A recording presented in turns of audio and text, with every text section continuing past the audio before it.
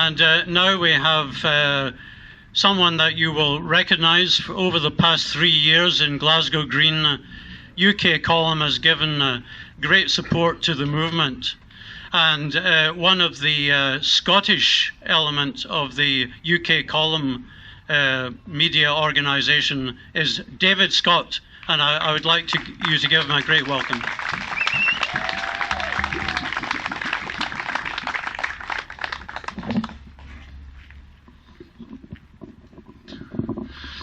Hello everyone, can everyone hear me okay? First of all, thank you very much for being here. Standing for peace, standing for life is no small thing, and standing for honesty is no small thing, and you're all doing that, so thank you very much. I've been asked to speak here by an organisation called Glasgow Against NATO, No to NATO, and so I thought I'd start off with what is the purpose of NATO. From their own website, NATO's essential, and last updated on the 4th of July, so this is what they think of themselves today. NATO's essential and enduring purpose is to safeguard the freedom and security of all its members by political and military means. Do you all feel free? I remember feeling particularly unfree in the green outside Holyrood when I escaped being arrested by one beard hair, it was described to me, because I was speaking during COVID. Free we're not. They conclude, collective defence is at the heart of the alliance and creates a spirit of solidarity and cohesion amongst its members. So it's all about freedom, and I'm not buying that. A couple of biblical quotes. When I speak on the Saturday, on the Sabbath, I tend to speak on matters relating to God and a spiritual war. In Galatians it said, "Stand fast, therefore, in the liberty wherewith Christ has made us free, and be not entangled again with the yoke of bondage." Now, this country got a good degree of freedom. We were never totally free, far from it. But we championed freedom, such as it exists in this fallen world. And we championed the ideas of freedom. And we're less free now than we have been for hundreds of years. Hundreds of years. Right? We work hard and we get taxed. We work hard and the money we're paid is worth less and less. We can't speak our minds. If we speak our minds, we run the risk of being arrested, imprisoned, vilified. This is not freedom. Freedom is something you have in your heart, and it doesn't require aggression and lies to protect it. Another biblical quote from Romans, the much maligned, much misused Romans 13, which doesn't mean that we have to obey our government. Romans 13:8, let no man remain outstanding except, let no debt remain outstanding except the continued debt to love one another. For whoever loves others has fulfilled the law. Right, now we're all well aware of how much debt exists. Right, that shouldn't be. That's an imprisonment. That's reducing our freedom. And the idea that we should love one another has to be central to our society. It has to be central to who we are. And what's happening in our name in Ukraine and elsewhere, this is alien to that idea.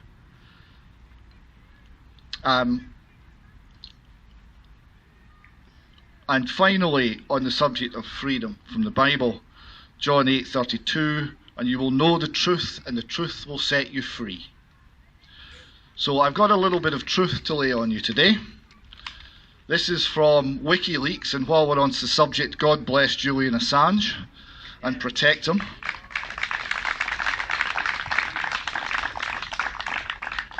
This is courtesy of WikiLeaks. It's a memo from Ambassador William J. Burns, United States Ambassador to Moscow, now head of the CIA.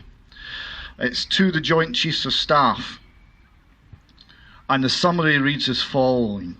Following a muted first reaction to Ukraine's intent to seek a NATO membership action plan at the Bucharest summit, Foreign Minister Lavrov and other senior officials have reiterated strong opposition, stressing that Russia would view further eastward expansion as a potential military threat. NATO enlargement, particularly to Ukraine, remains an emotional and neuralgic issue for Russia, but strategic policy considerations also underlie a strong opposition to NATO membership for Ukraine and Georgia. In Ukraine, these include fears that the issue would potentially split the country in two, leading to violence or even some claim civil war, which would force Russia to decide to intervene. Additionally, experts continue to claim that Ukraine NATO membership would have a major impact on Russia's defence industry, Russia-Ukrainian family connections and bilateral relations generally. Now, if that's not clear enough, when William Burns sent this in to Condoleezza Rice, he had a covering email. The covering email read, "Ukrainian entry into NATO is the brightest of all red lines for the Russian elite, not just Putin. In more than 2.5 years of conversations with key Russian players, from knuckle draggers in the dark recesses of the Kremlin to Putin's sharpest liberal critics, I've yet to find anyone who views Ukraine and NATO as anything other than a direct challenge to Russian interests." He added, "It's hard to overstate the strategic consequences if Ukraine NATO membership proceeds, and it would create fertile soil for Russian meddling in Crimea and eastern Ukraine." That was all written in 2008 in February. They knew. They knew what they were doing, and they knew what the effects would be. So, in April of 2008, we had the Bucharest summit of NATO. And in their final declaration at the end of that summit, point 23 reads as follows. "NATO welcomes Ukraine and Georgia's Euro-Atlantic aspirations for membership in NATO. We agreed today that these countries will become members of NATO." And it goes on to talk about the processes that they'll go through. But that was a clear statement. They were told in February 2008 that making that statement was the reddest of red lines for Russia. And they went ahead. And they declared that it was only a matter of time. It was only a matter of timing, not of the end point. The end point was clear. These countries, Georgia and Ukraine, will be members of NATO. That was reckless to the point of criminality. And it's directly led to the war that's happening today. That needs to be acknowledged, and the West, well, we need to change tack. Now, the people who say no to NATO, right? When I grew up, NATO was viewed as an essential protection against a genuinely expansionist Soviet regime, and it had widespread support in the country. But that was a long time ago. Since the wall came down, NATO's not had a purpose. Or at least the purpose that it used to have no longer makes any sense. So what are they for now? Again, quoting from the NATO website, and don't laugh. NATO strives to secure a lasting peace in Europe, based on its member countries' common values of individual liberty, democracy, human rights, and the rule of law. Right? Now, I would point out that all of these things are rather under threat in Britain, let alone in the Ukraine, but still. So, NATO strives to secure a lasting peace in Europe. Okay, what have they been doing? 30th of August to 20th September 1995, Operation Deliberate Force, the air campaign in Bosnia and Herzegovina, 400 aircraft. March 1999 to 10th of June 1999, Operation Allied Force, the former republics in Yugoslavia, air campaign, sustained air campaign targeting infrastructure in Serbia. 27th of March 2011 to 31st of October 2011, Operation Unified Protector, Libya, no-fly zone, which of course has directly led to the migrant crisis that is afflicting all of Europe today. So the question is, does NATO strive to secure a lasting peace in Europe? No, it doesn't. It's not doing that. It's lying about its purpose. So, because they're not straight anymore, we shouldn't be in NATO anymore. Because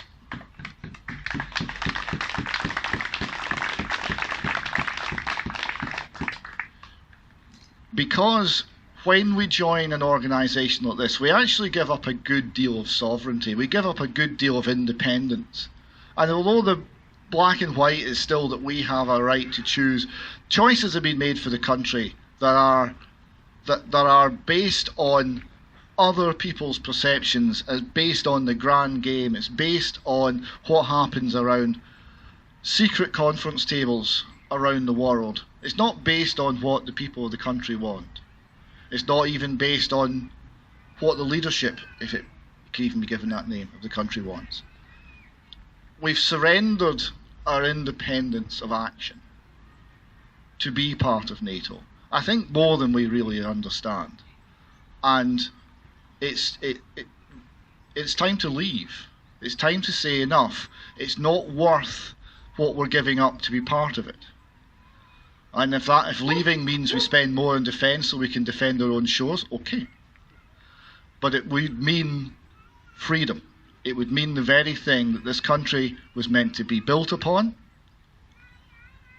was, I think, at one point built upon, and the very thing that NATO pretends to defend but actually destroys: freedom. Now, when it comes to war, and you look at Scripture, there is an end, and the end is in sight. In Isaiah it says it shall come to pass in the last days that the mountain of the Lord's house shall be established on top of the mountains. Mountains like a throne or a country or a government. It shall be exalted above the hills, and the nations shall flow unto it. Many people shall go and say, Come you, and let us go up to the mountain of the Lord, to the house of the God of Jacob, and he will teach us his ways, and we will walk in his paths. For out of Zion shall go forth the law, and the word of the Lord from Jerusalem. And he shall judge amongst the nations, and shall rebuke many people, and they shall beat their swords into plowshares, and their spears into pruning hooks. Nation shall not lift up sword against nation, neither shall they learn war any more. Now that is coming, but it's coming with a king. It's coming with Christ. We shouldn't convince ourselves, fool ourselves, to thinking that we're going to have peace before then. What we need to do, and why it's so important that you're all here, is we have to push back against the lies and the deception and the unnecessary suffering and the unnecessary pain, and not have our resources used for it, not have our acquiescence taken for granted. Make it quite clear that we say no. And in winning that argument over whether the war is justified, over whether the war is necessary, over whether the war is virtuous, when we win that argument, we will make a difference, and we will reduce the bloodshed, and we will reduce our nation's complicity in the bloodshed. There'll be more Right? There'll be more problems, there'll be more wars, there'll be more lies. It won't stop till Christ returns. But that doesn't mean we don't do anything. That means we work harder. So we've got to be match fit. We've got to push back against the lies and never stop. Never stop resisting. And that text finishes, O house of Jacob, which is all of you, come ye and let us walk in the light of the Lord. There's people selling the light newspaper here today, or handing it out. Right? The light that we need to be seeking is the light that is truth, and the light that is peace, and the light that is love for a fellow man. That's what we have to build a society upon, and we have to build it from ground up, from how we treat our neighbour. And it's going to get tough, ladies and gentlemen. A final quote from the scriptures. Matthew 24, talking about Christ. And it says, as he sat upon the Mount of Olives, the disciples came to him privately, saying, tell us when these things will be, and what shall be the sign of thy coming and the end of the world. And Jesus answered them and said, take heed that no man deceive you. Notice, deception was always the risk. For many shall come in my name, saying, I am Christ, and shall deceive many. And you shall hear of wars and rumours of wars. Be not troubled, for all these things will come to pass, but the end is not yet. For nation shall rise against nation, and kingdom against kingdom, and there shall be famines and pestilences, and earthquakes in diverse places. And these are the beginning of sorrows.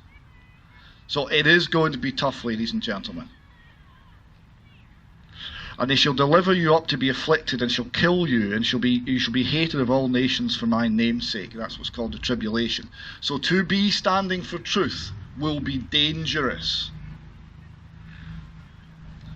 The reason we are here, in part, is to develop the habit of truth and the courage to tell the truth for when it really matters.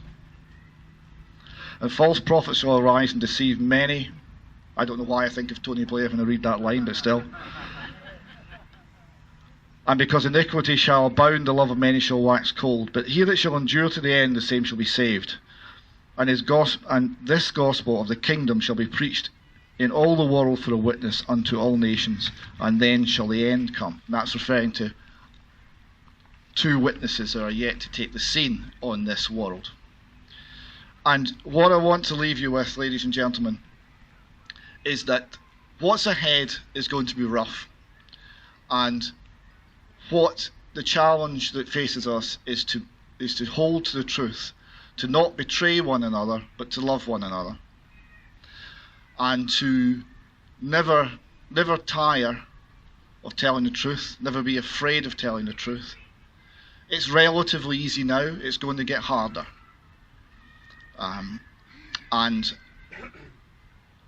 in the day, though, when the Lord returns, he will gather the people in whose mouths lies have not dwelled around him. And he will bring peace. And those people will find themselves victorious. So you are on the winning side.